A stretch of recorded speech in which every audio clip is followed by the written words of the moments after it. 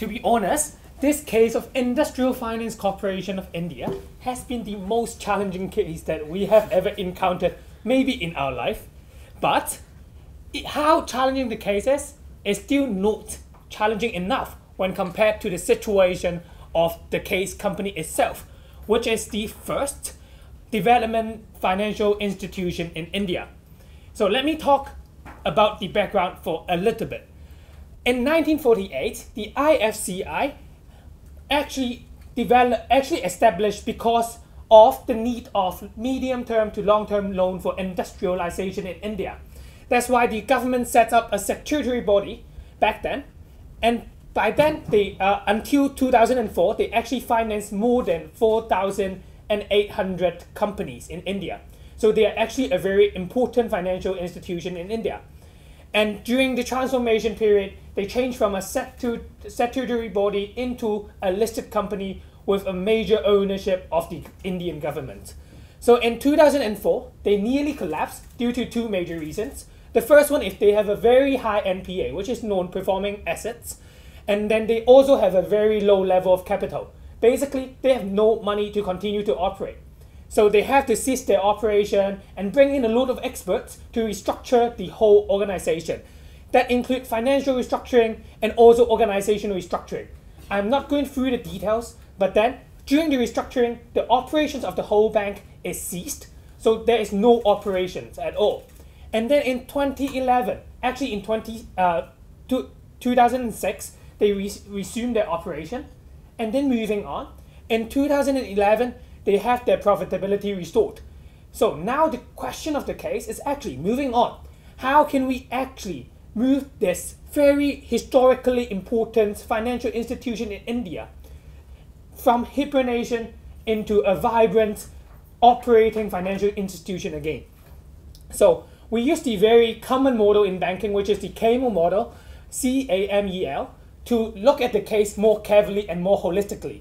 So C is capital. When we look at the capital of the case company, which is IFCI, we can see that their CAR actually doubles the Basel requirement back in 2011. And then for assets, they already achieved zero NPA after the zero net NPA actually after the restructuring efforts during the restructuring period. And then for management, they have a lot of talent acquisition effort and a lot of talent retention effort. But due to the low morale during the restructuring period and all the organizational issues going on, they actually have a difficult time in acquiring talent in the new operations. And the earnings, while for earnings, they have a positive earnings again, and EPS is plus 5.52, but still, it's far from their peak level, and they still have a long way to go to restore their glory as a very important financial institution in India. And the last one is liquidity. Liquidity is quite optimistic right now. The net current asset is at a healthy level of US dollar more than 3,000 million. So it's quite healthy. So when we look at all the five major criteria in assessing a bank, we want to focus. We want to know what should be the priority of IFCI in moving forward. And this is our case objective today.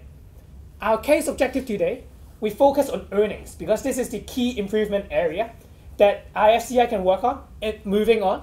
So we focus on earnings. And when we are trying to improve earnings, we are also trying to maintain the level, our healthy level of assets and healthy level of liquidity. And then there is a second area of improvement, which is management. So we can have a more healthy channel, talent pool, and also talent acquisition channels. And after all this, we'll try to maintain a very high credit rating for the whole bank so that they can access capital in a very favorable rate. So this is the whole case objective. We'll focus on earnings and then try to maintain the other healthy aspects that is resulted from all the restructuring efforts. So moving on, I'll try to evaluate the options for the financial institution in moving on. So as a financial institution, there can be a lot of forms of existence, right? So we outlined 5 major forms of existence as a bank and basically all over the world. So they are development bank, commercial bank, investment bank, retail bank, and also private bank. And we want to look at how what criteria we should use to evaluate the options. So we also outline a few: existing relationship, relevant expertise, existing access points, which are like branches, ATMs, or offices, etc. And also the level of competition in India. And lastly, the impact of earnings, because this is our key objective of the case. So when we look at development bank, what as they were doing historically, although it's actually a very attractive business in terms of relationship and expertise of their bank, but due to a lot of different kind of government regulations, for example, they have to gain their capital at market rate, but not at governmental favored rate, like in the past. So it's actually no longer a favored business in India. So the impact of learning will be very small, while there is not much competition, because even other development banks in India, they're trying to look at different sources of income. So this is not actually a favorable source of income due to the governmental policies. And then the second option, commercial bank.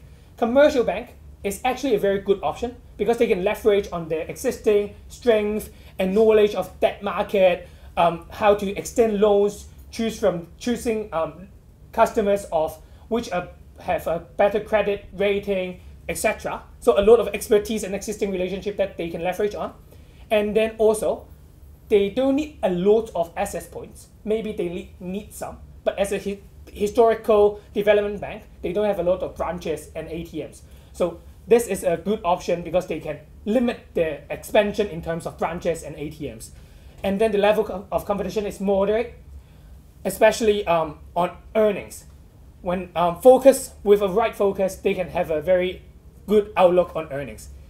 And then let me look at retail bank and private bank before investment bank.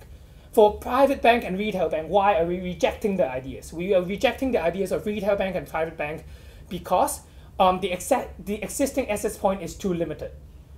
In order to build a strong retail bank, under very strong competition with the big four banks in India, they actually need a lot of access points for retail banking customers to go to have the services. So they don't have it, so basically it's rejected, and they don't have expertise and connections in doing an upscale level of retail bank, which is private bank.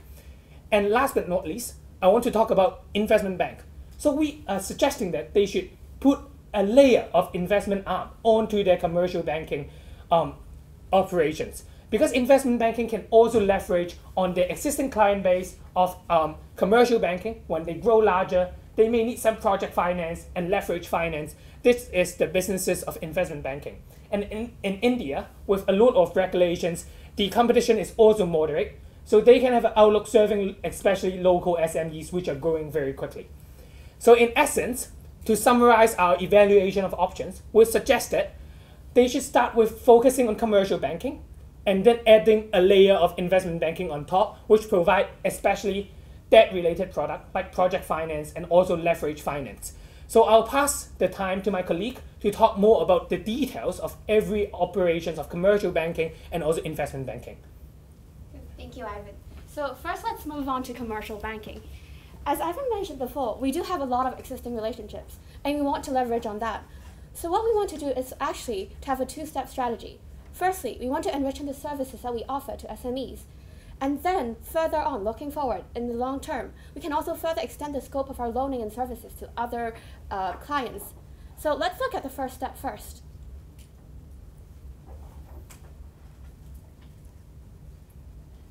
So, firstly, we want to introduce corporate cards. And you might ask why? Why would you want corporate cards? Well, there are two versions, definitely. We have debit cards and credit cards. And we try to evaluate them in terms of the risk and the profit that they bring. And because debit cards, they have immediate settlement, the risk is definitely lower, but they also have lower profits. While credit cards, because the settlement is not immediately settled, they may be higher in terms of risk, but also higher in terms of profit. And we want to have a priority in debit cards. And by that, we mean we want to introduce debit cards first, and then move on to credit cards, so that we can have more services, and therefore increase the number of users and people and SMEs who use our services. And also, to strengthen on the corporate cards that we introduce, we want to increase the access points that by increasing branches. So before, in the slides with Harvey Balls, we can see that there's actually limited access points in commercial banking that we have right now.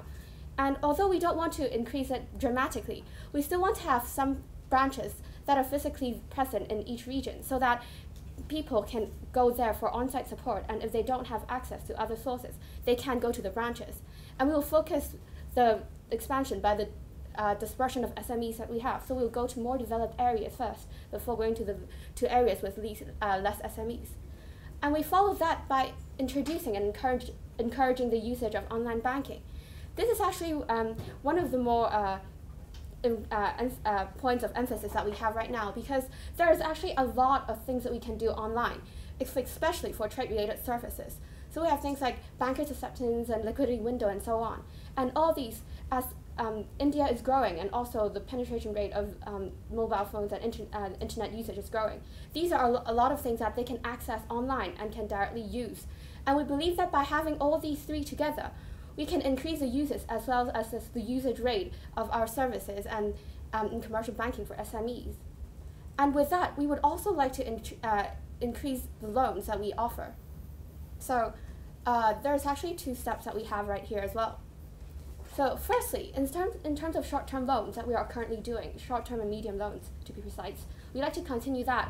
But we want to set up something else. We want to set up a credit rating asset management system. And that's because we want to be able to evaluate the loans and see what their credit ratings are and see if they're reliable, if it's too risky or not. And by having a better assessment of the loans that we give out, we can also then extend to long-term loans in the future so that we can increase the businesses and the scopes of loans that we do. And of course, we do not only want to limit ourselves within SMEs. Definitely, right now, our strengths, our relationships are more centered around SMEs. But in the long term, when we build up the capability and when we also have more time and resources, we can also devote them to other areas, such as MNCs. Of course, MNCs, it might be a bit controversial because the loan size is larger. The maturity is also usually long, and the risk, it depends, but they may be even higher than the ones we have for SMEs. However, we believe that by building the foundation before and with the credit rating system, we can actually be more profitable by extending our businesses towards these clients. So now I'll pass on the time to Joseph to talk more about the investment arm. Thank you, Yan. So actually, we have the great foundation for commercial banks. So we should move forward to investment bank to boost our earnings. Why? Because in investment banking, we are not collecting the interest income only, but we can also collect the commission fee, which is very profitable for a bank. But how can we do that? There are a lot of products, and we have a lot of products, so we can move from equity, debt, and also M&A. But actually, what we have our strength is on debt, because we have been doing loan for a long time. For equity and other M&A, we need a global reach because we need to have different offices around the world, such that we can have the roadshow, have different investors to invest in our products. So the most logical step is to invest in that market. So how can we do that?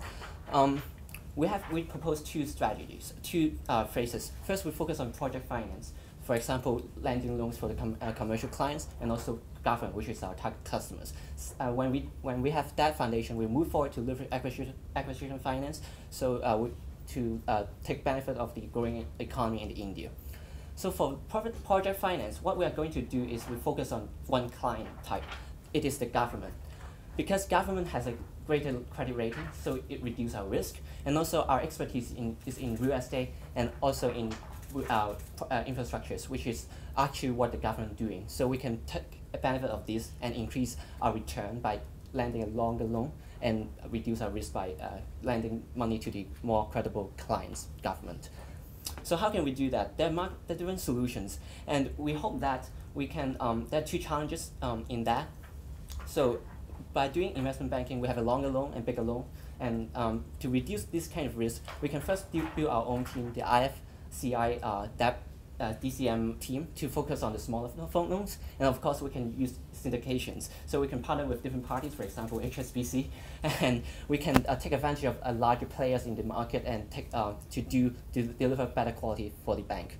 So overall, actually, with investment arms, we can increase our profitability and also reduce our risk, and hopefully we can bring a new source of income to the IFCI. So now I will pass the time to Calvin to talk about our implementations.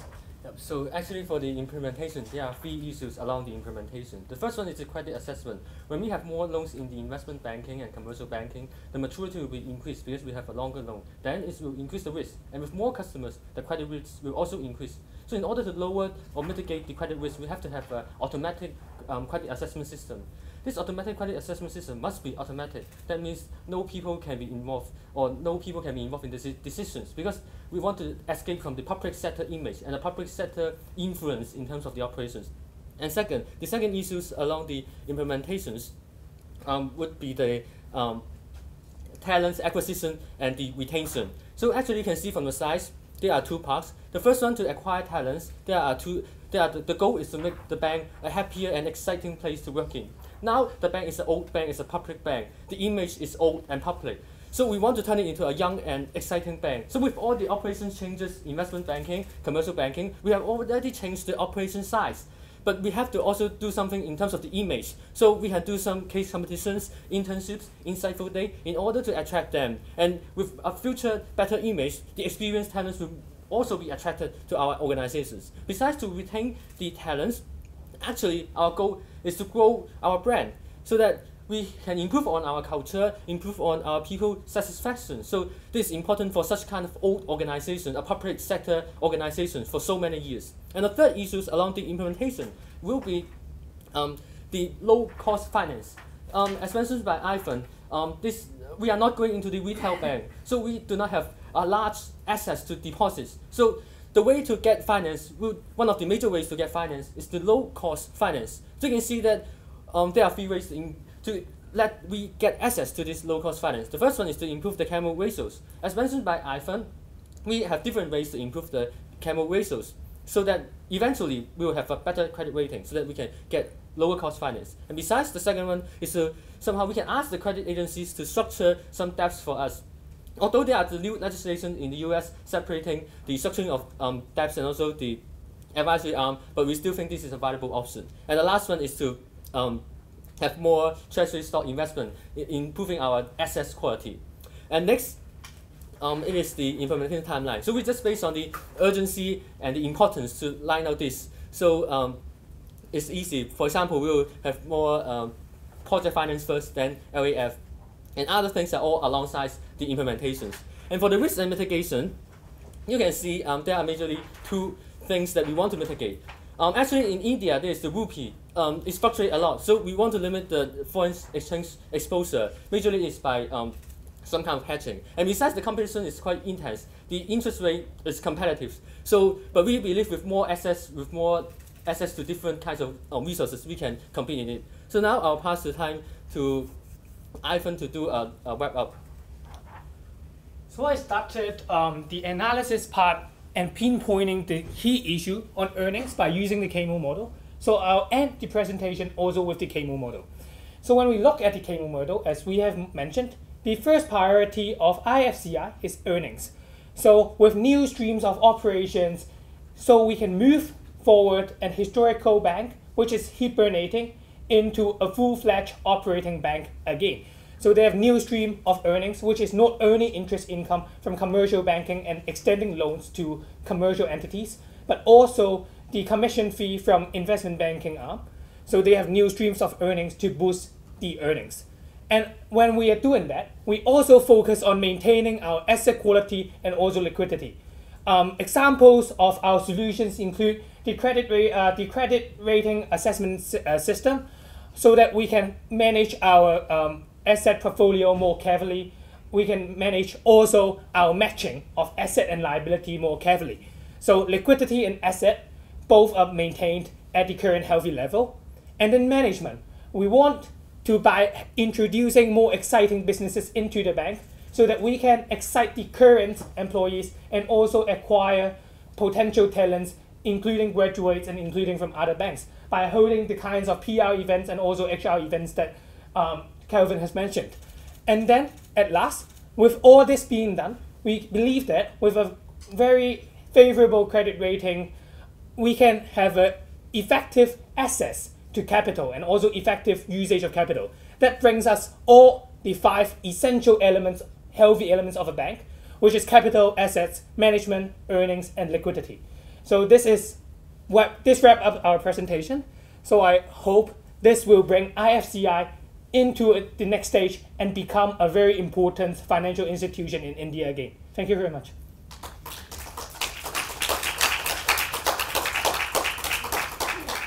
Thank you for your presentation, team of the University of Hong Kong. Now we move on to the Q&A session. We will last for 15 minutes and we'll hold placards of 3 minutes and 1 minute as well. Shall I go first? In terms of what you outlined, obviously you've talked about, I guess, investment into technology with the CRAM system. You talk about providing more of a branch network for the commercial banking aspect. You've talked a lot about the earnings part. How do you control cost? So I think we try to increase our operating income by looking into different branches. And when we look at the financial, maybe Kelvin later can elaborate more on that, because we have a healthy ratio in a lot of areas. For example, our capital ratio is actually double what required by the Basel requirements. And this enables us to have excess capital to generate, expand at least in the first phase to try to tap into different markets and different operations to get more incomes. And well, we expect the first year maybe we have some negative impact of our earnings, but then because of the cost increasement. But after that, we have a greater source of income, and hopefully, eventually, we can bring in a very successful business to IFCI. Yeah, and to supplement what Joseph has just mentioned, actually the credit rating assessment system is, of course, you have to implement a system. You need a lot of capital expenditure in terms of the system engineering, the system specifications. You have to line up different guidelines, criteria to along, and also you have to restructure maybe the operations side along the different departments in this bank. But we believe actually, because majorly the problem is that although they have got zero non-performing assets, which majorly is the loan, but we believe because we want to increase the investment arm to have more like project finance, the leverage acquisition finance, and also the commercial bank will emphasize on expanding to lend more money to the SMEs. So with these two major movements, we believe that somehow the loan will have a longer maturity, and also the credit risk, because of different customers, they are more diverse. So it's more hard to control the credit risk. So this will increase the cost for if the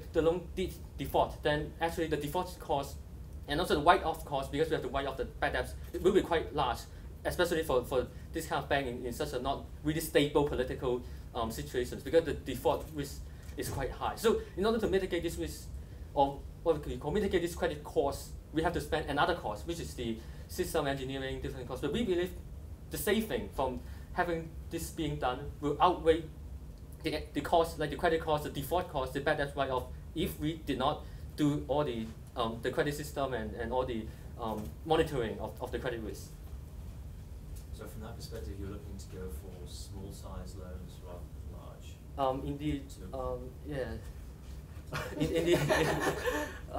Actually, our recommendation is that in the initial period, like the first 2 years, because our focus, current focus, or the previous focus of the bank is on the small to medium size, that is the SME. So for the current 2 years, we still focus on them first, but we extend our market share or our market coverage. And in the long term, because obviously the clients may grow larger, will grow bigger. So from them we can, maybe they will become multinational corporations, the MNC. Then we will expand our business into that area to serve the what we call the multinational corporations. Maybe they are from small to large, or maybe they are from other external or that we have not served before. But that is in the later period, like 3 to 5 years later.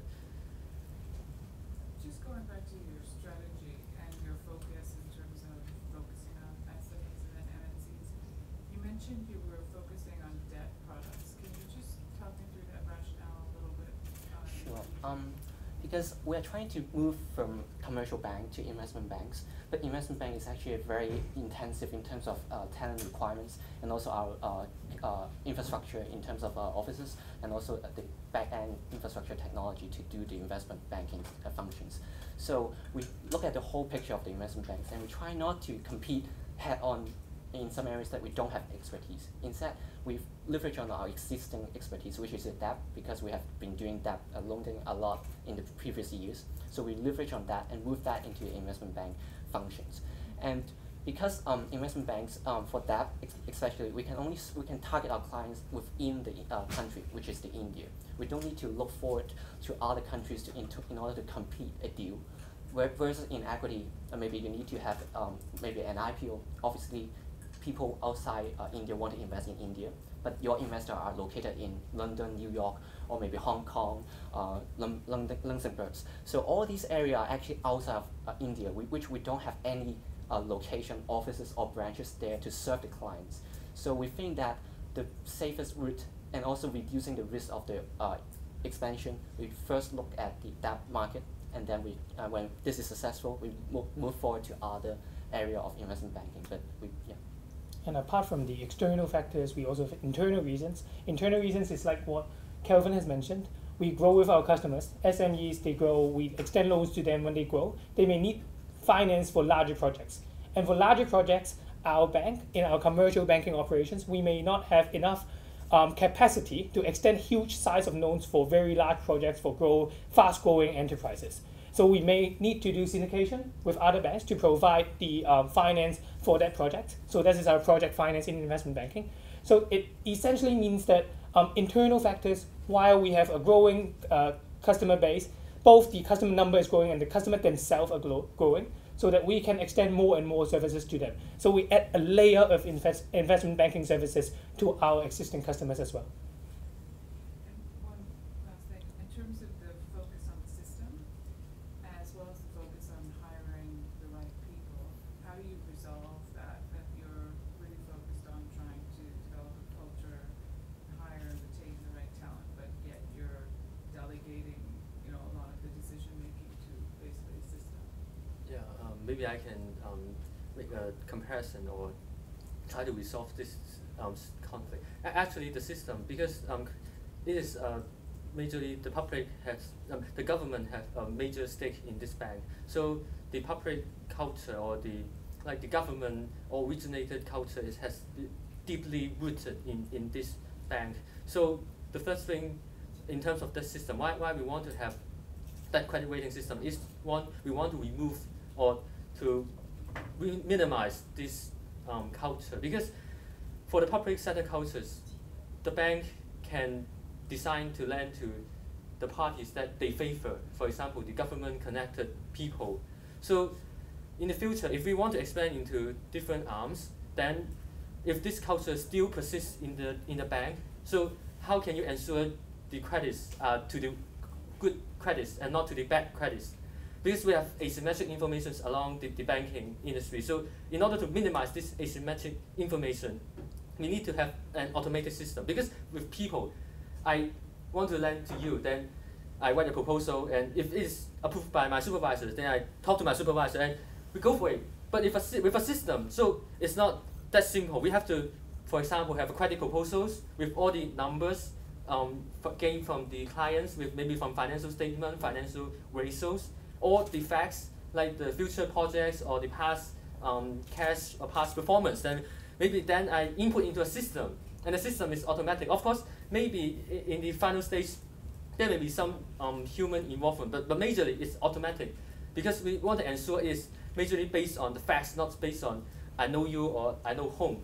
And where the people can integrate in it, because the second focus is to retain talent, to acquire talent. So we believe because this system, although it's automatic, but for the credit proposals, the analysis, you have to go to a firm visit to for example, a factory. You see how they operate. These all need people, not only by a system. So the people is where they have to really talk to the clients. They really have to go to the site to do a site visit to see how they operate, and to have a mind to gain the facts, because the facts is gained from, somehow the facts are gained from observation. Because of course there are other facts that's from the financial statements, from other sources. But majorly, one of this is you go on a site visit, you see how for example, the company say they got a factory. So when you go on the site, you see, oh, there's no factory. So this is really have to be verified by people. So, and maybe Ivan can supplement a bit on. Yeah, this is the concrete part of it. So very detailed explanation. But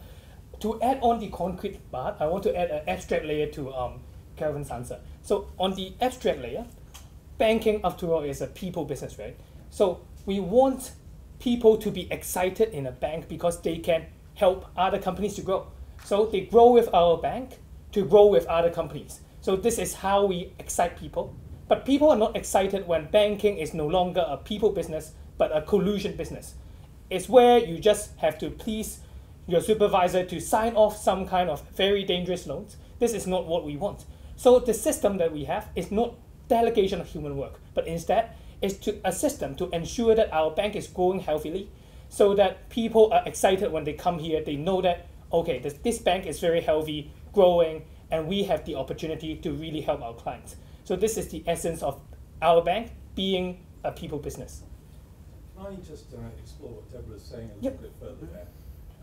Very impressive, comprehensive analysis. So forgive me if I play devil's advocate. Do you think there's any danger that there might be elements of wishful thinking? Let me give you an example. On the investment bank side, the debt side, if you're dealing with government, it may be a condition of that market that they won't deal with you unless it is a relationship, unless the water is muddy. And saying, well, we're going to go in with very objective, clear crown systems that make everything transparent may actually preclude you. Is that possible? That might make it difficult to enter, no matter how desirable it might be to be clearer, and that they might prefer to work with someone else who's more flexible or connected or whatever. So that's one aspect. Similar kind of question. In terms of growing with SMEs to larger corporations, MLs and so on, what makes you think that in a 5-year time frame you can add the skills that a company might need? Why would they not move to a bigger bank or a bank that specializes in that area, rather than say to you, well, we've been together this long, fine, I'll let you, so on. So is there some wishful thinking there? And the third area is, in terms of hiring and talent, I see a lot of emphasis in terms of induction and retention. But a lot of what you're talking about requires experience and judgment at a higher level. And often their retention and even acquisition can be culturally based as opposed to image based. So again, in these areas, is there any danger of wishful thinking? Maybe I first target the first one. Very simple, because we are already doing a lot of projects with government. Actually, the largest major shareholder of IFCI is actually government, Indian government. So there are already existing relationships. So it is not that difficult for us to expand into this area. But with the implementation of the CRAM system, we do actually make it more transparent. The government refuse, but we believe India as a whole is actually growing, and they try to make it more economic friendly to our foreign investors, so we can actually benefit from the growing economy and also improving governance of the government, and hopefully we can grow with the government, just like growing with the small. Do you see improving corporate governance at the moment? Well, actually, we work with government because it's not our side what we're lacking the transparency, but the Indian government refused to make it more transparent. But a lot of projects, a lot of infrastructure require larger funds that actually cannot sponsor by themselves. Some of them actually sponsored by outside. For example, Morgan Stanley, they have investment fund in India for bridges. So actually, they need to do corporate governance anyway. But I think it is much easier for them to deal with an Indian company, Indian bank, instead of a foreign bank. So we still have an edge here. Yeah. Maybe Kelly. So, as for the part about talent acquisition, definitely what we're thinking, it might seem a bit aggressive, it might seem a bit far-fetched to be able to do so much within 5 years. But the thing is, we believe in our capability. As we mentioned before in the beginning, we are already very strong in some areas. However, it's just earnings and management that we still need to improve on. And in terms of management, actually, it's already quite optimistic in the way how the bank tried to hire 14 new young professionals, and in 2 years, only 3 of them left. They have 37 of them actually remained in the company. And we believe that this is a positive sign towards how people in India or young professionals are actually optimistic about the bank, and that they're willing to work with the bank themselves. And by further improving on our acquisitions and our talent management, as well as our retention, we believe that we can gather the experience that we need, as well as people with the drive and the the vision to bring the company forward to grow with the bank and to grow with the SMEs and all the other companies and governments and our other clients who would want to be part of our path as well. And we believe that even though it might seem difficult, but we have the vision and we have the belief and we have the capability that we can do that. And this is the strategy we have. Due to the time limit, I'll just add on the very last part that you mentioned, which is the growing SME. Maybe wishful thinking that they may use us as their only bank. That may not happen, but we hope that at least they can include us in the deal in the future when they're larger. I'll have to stop you. This Okay. is 15 minutes Q&A, so thank you very much, team from the University of Hong Kong. Thank you very much.